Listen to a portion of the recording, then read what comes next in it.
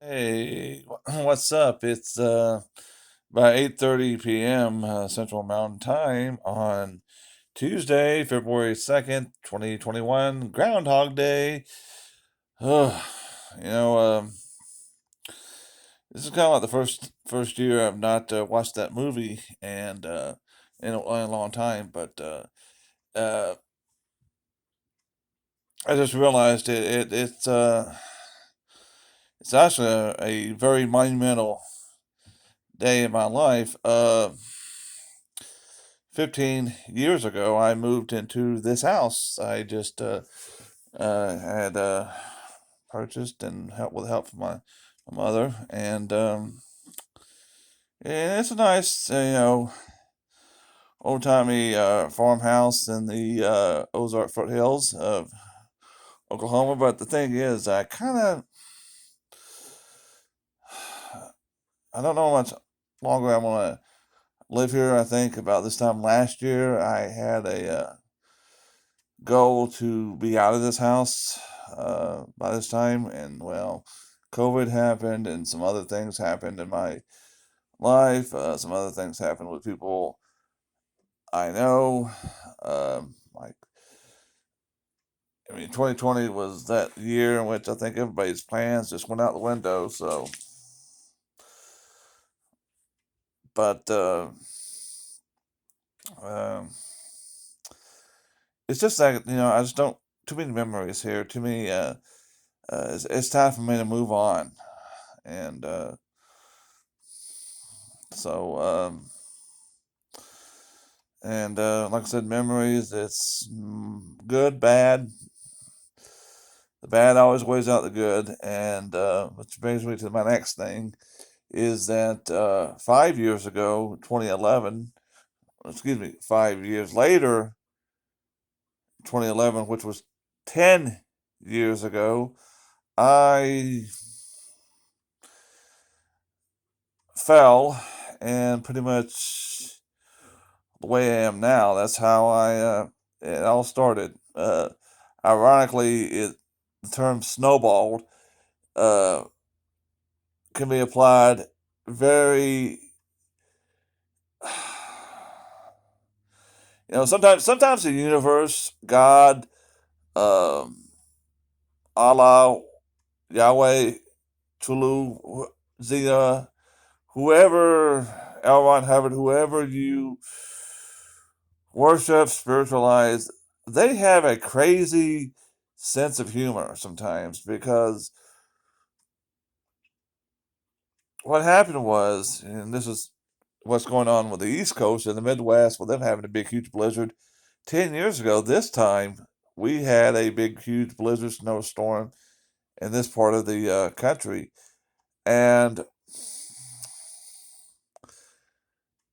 the phrase, no good deed goes unpunished. What happened was it was a bad, bad storm, blizzards, and very, very, very Arctic air, heavy winds, snow. I even think they even said that there was lightning with this blizzard in Tulsa area, which is very not uncommon, but very bad because it's not just a regular winter storm. It was something monumental.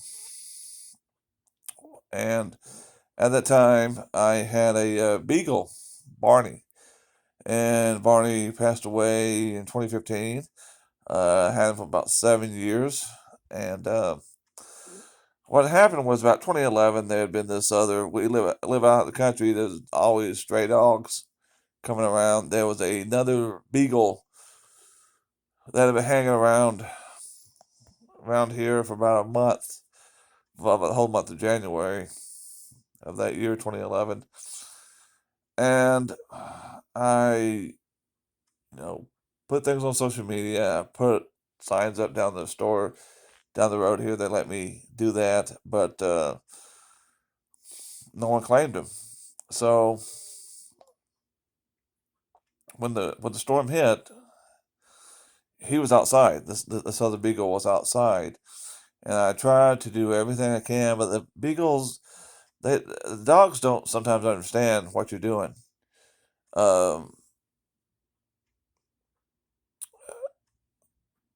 I tried to, make a little home for him outside, but it was just too cold. It was just too cold, and there wasn't really anything I could do to make him feel better because he would have froze or got real sick. So this dog stunk real bad. So I brought him in the house, and he pretty much snuck up my furniture. So, but every time he'd go outside to do his business, he would stay out there. So I mean, Barney would come back in. He was already used to going in and out. So I went outside to get this dog, bring him back in because he was still the storm had left. I think it came in late January 31st, early February 1st, and pretty much stayed on the whole all of February 1st, and then the second day, the second month, or the second after the storm had passed, there is just this snow everywhere, and it's cold. Wind. We got the north wind coming this way. So I went out to go try to find this dog, and I made a mistake. I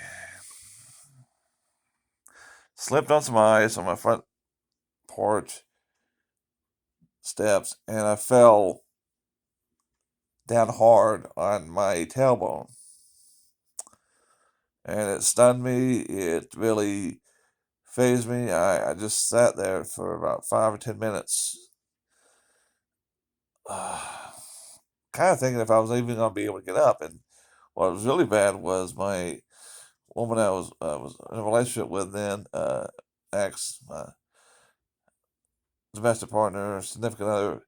She had health problems, so she couldn't come out and help me. So I was afraid we was gonna have to call the fire department. They was gonna have to come out. They was gonna have to come out, risk coming out to this mess. So I was able to finally get myself up, and I just thought it was just um, minor stun. That's gonna be okay. And I think I took some pain over the counter painkillers at Tylenol, aspirin. But shortly after that, I got cold, cold flu. So I was taking cold flu medicine, which has acetaminophen in it. So it was kind of also helping dull the pain that was going through my body at the time. And let's see, I even got to switch cameras here. Uh, so it wasn't until like a couple weeks later, which I passed this cold system, uh, went out of my system, that I was still having the pain. So I went to go see my chiropractor, and he adjusted me, and I thought that was it. And well, that wasn't it. So I had to go see uh, an orthopedic surgeon who had helped my ex, and they did X-rays. I had insurance then. They did the whole shebang. X-rays, MRIs, gave me enough pain medication to kill a bull elephant. I mean, seriously, they gave me so much crazy stuff. Hunter S. Thompson, if he was still alive, would say, "Whoa, you need to slow down, man." I mean, uh, and what was so great was it just wasn't there. The pain wasn't there, but I couldn't function hardly half the time. They put me on steroids, and that's like pure ecstasy because I'm sweating, and I'm probably sweating at least a pound out a day. And then they had me on Soma, which was a muscle relaxant, which is great if you're not going anywhere. But if you, like I was working at a newspaper, some days you'd just be, what? Huh? I mean, that's how it was. I mean, so they got me off that, and then they got me on Flexrail, which is Flexwell works, but it makes my mouth so dry. I could literally drink, those like gallons of water you buy at like Walmart or the store. I could literally drink one of those and still be thirsty. I could chug it like uh, John Belushi chugging, the fifth of Jack Daniels, and I would still be thirsty. So I had to get off that because it was giving me so much dry mouth. But after I had left my job, I had to really cut back on what I was taking, and it, it's my body's gotten worse because I wasn't able to get the help at the time, and now 10 years later, in addition to some other things I'm taking through prescription medication, I'm having to take a leave. I mean, I got like about so much of this. I'm finally glad they actually had put this out on the market. The Vala, this it's used to like you had to have like I think remember used to have a you had to have a prescription to have this, but now it's just at Walmart or Walgreens or Dollar General, wherever there's a pharmaceutical, and it works. It does help, but the hardest part, and I'm wearing compression gloves for my hands. The hardest part is I'm just worried about how much worse it's going to get because a lot of people in the last 10 years they kind of didn't really take it seriously, and I'm only 42, so people think arthritis, muscle aches, bad knee, bad back, hands, in your hands. They don't think 42, they think 62. And I didn't, you know, they're great guys. I wanted to send them a little thing on social media, but they're great guys who do the Cobra Kai series. I, I didn't really want to say anything, but I didn't really like how they treated the character Miguel, who recovered from a very, very, very, very bad spinal accident, because I think it sends the message that it's all in your head. Well, no, it's not all in your head. Yes, the pain is all in your head because the pain is in your brain, is connecting to the senses in your body. I mean, it's still there. And all that medication does is just tell you, hey, man, forget about that for about 2 hours or so. But, people like Miguel who fall off, who have spinal injuries, the one he had was pretty bad. I'm pretty sure if that happened to me, I would probably be paralyzed. Uh, but you just can't bounce back even after months of therapy. You can't bounce back the way he did, and I got so kind of a little upset, a little angry that people are thinking, well, that's the way it is. All you need is someone to give you a little boost. Well, no. Uh, Matter of fact, some physical therapy can actually make you feel worse if you don't do it with a very trained and experienced person. And one of the doctors who treated my ex, he said, or the physicians, he was a physician assistant, but he said a lot of the cases they deal with, it's people who did something that they do 2,500 times in their lifetime, but one time it's wrong. It's somebody who stepped wrong on something. It's somebody who leaned over to pick something off the ground, and next thing you know, they're on the ground themselves. And it's something you got to live with your whole life. I mean, this pain medication helps, but it doesn't go away because when you live in a place like this, the weather is unpredictable. So you can have good days, you can have bad days with the weather,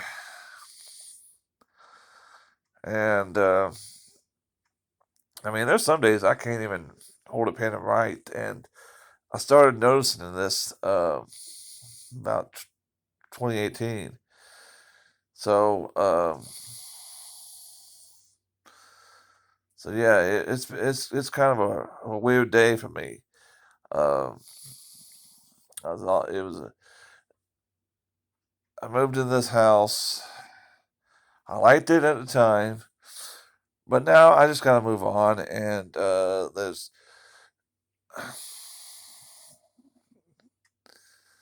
it's hard to tell people how it is when you're afraid to get in the shower and get out of the shower.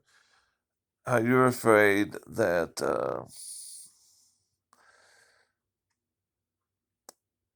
you're just you're worried. You're worried if you're gonna step wrong, is something bad gonna happen, and it's hard to deal with this. I'm trying to get disability, and it's hard to tell a judge. It's hard to tell a how hard it is to deal with things because they don't know what it is. It's like trying to explain to a blind person who's been blind the whole life, trying to explain to them what a Jackson Pollock painting looks like. I mean, they're not going to know, and you can't tell them unless you've seen it yourself. You know, but it was also,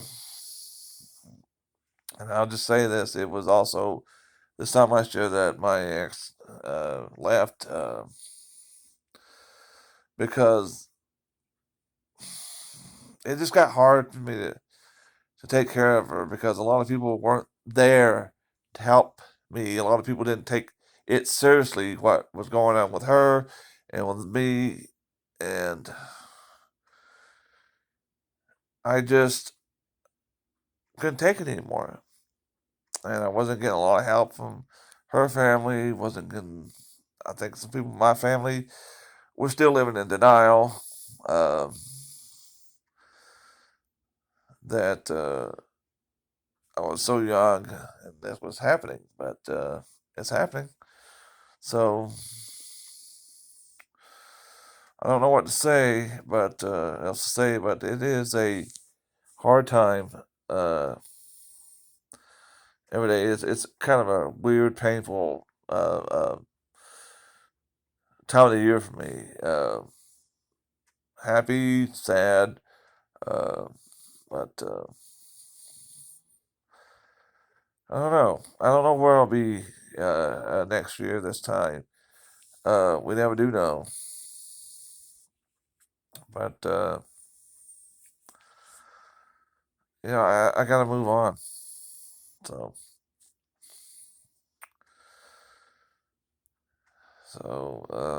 thank you for listening, and thank you for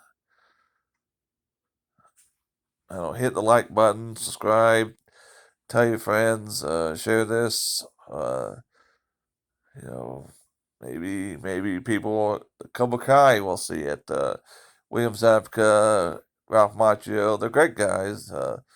Ralph Macchio is almost 60, believe it or not, and the producers on that show, John Hayden and Josh, they're great guys, and I see them on social media, and they're so fun that I didn't want to say anything to them. Say, hey man, this show of yours kind of, I got a bone to pick with you guys. So, but if they see this, then maybe they can uh, understand that that's not the he's the exception, not the rule. Miguel was the exception, not the general way people recover, because it's a long, hard, difficult recovery, and a lot of people don't recover. A lot of people spend the rest of their lives in wheelchairs. A lot of people spend the rest of their lives using walking assistance, or they have a permanent limp, or they can't do anything. And I want to end with something. And I got this partially from experience I got working Walmart, Kmart, uh, as a teenager, and I was doing some work that I think was way too uh, dangerous for someone being paid $5 an hour, which is why I'm all for raising the minimum wage. But I was working at Kmart in the garden section and lifting and loading uh, potting mix and stuff in people's vehicles. This one guy came in and he had a slurred speech. And I think his lip was kind of down, and it was summertime, and he's like, I hate to ask you this, but could you load this like 10-pound bag into my car? I can't lift over 10 pounds.